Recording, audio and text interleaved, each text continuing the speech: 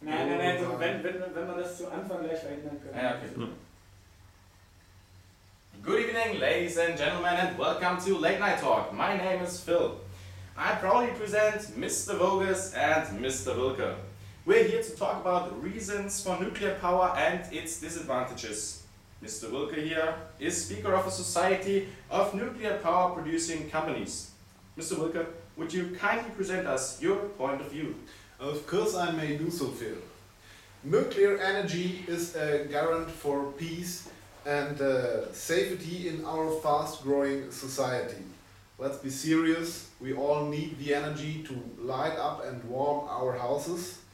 And the only energy that can solve this today is nuclear energy and fossil fuels. After all, nuclear energy is much cleaner, cheaper and better for environment than fossil fuel can ever be. Well, Mr. Wilke, not everyone may share this meaning. Especially the idea of a clean nuclear power is hotly debated. Mr. Voges, to my right, is member of Greenpeace and leader of a working group called Nuclear Power Sucks. He draws a something different picture of nuclear energy usage today.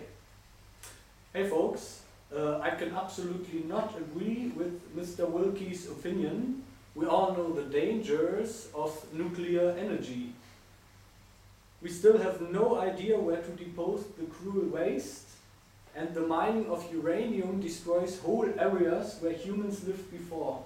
This is definitely not a clean energy. Okay, Mr. Voges. So what would be your way to deal with nuclear energy in our society? There simply will be no deal. It's far too dangerous and we can't control it. Especially the blow-up of Chernobyl and several accidents in the Vattenfall reactors last year showed that these risks can't be taken. Nuclear power has to be replaced by ecological alternatives. I'm sorry, Mr. Voges, but your argumentation shows a significant lack of knowledge about this complex technology running in our modern nuclear reactors. We don't talk about these old crappy Soviet reactors today.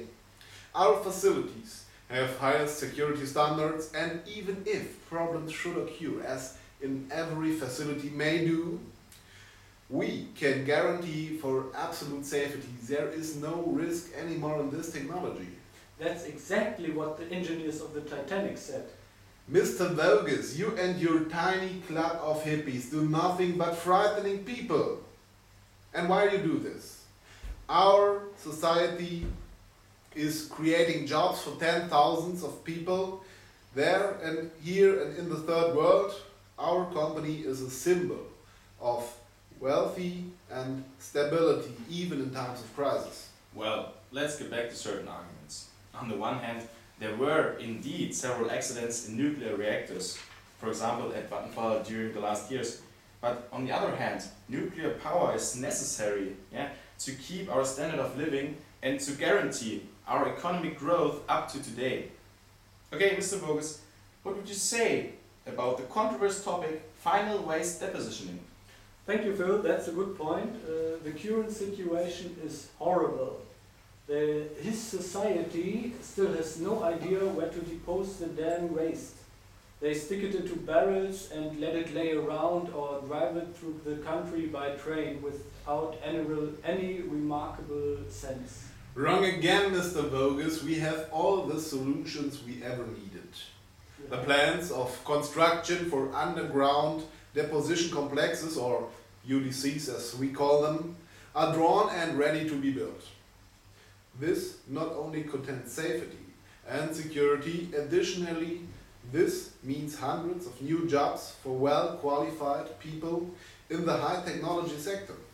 The only reasons why this plan still have to be pure theory is that hippies like you, Mr. Voges, block us on the political stage. Hey dudes, stop talking like this to me. Your capitalistic plans of what you call welfare are nothing but a bunch of shit. Whoa, Mr. Voges, please calm down. Please calm down. And tell us some certain arguments against Mr. Wilke's point of view.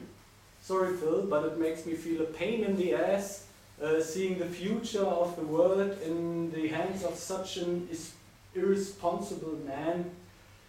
I've been in Gorleben and I've seen what happens there and how they handle these things. The barrels are rusty and the tunnels are broken down and damaged and water gets in, and that's definitely not what produces any welfare in this world. Okay, Mr. Bogus and Mr. Wilke, I see we can't solve this problem today. Our audience will find out its own point of view in this issue. Finally, we have to talk about uranium mining.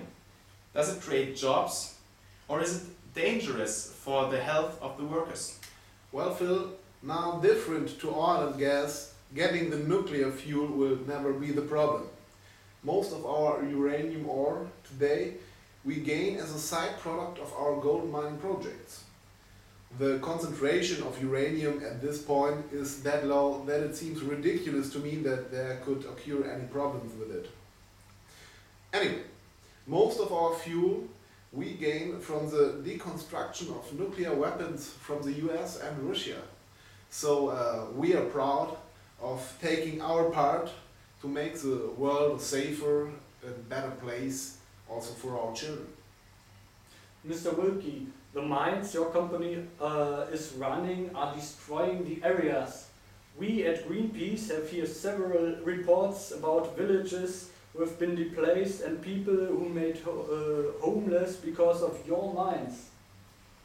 Furthermore, the children you say your company is saving have to work in these mines under miserable conditions.